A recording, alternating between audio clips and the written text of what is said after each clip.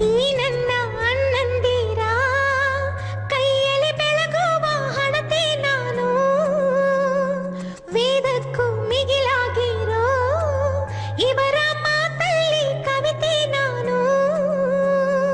ಏಳೇಳು ಜನುಮ ನಮ್ಮೆಲ್ಲ ಕನಸು ನಿನ್ನಿಂದ ನಿಜವಾಗಲಿ. ನಿನ್ನ ಪ್ರೀತಿ ನಗುವಿನಲ್ಲಿ ಬೇರೆ ಸ್ವರ್ಗಾನೇ ಬೇಡಮ್ಮ ನಮಗೆ.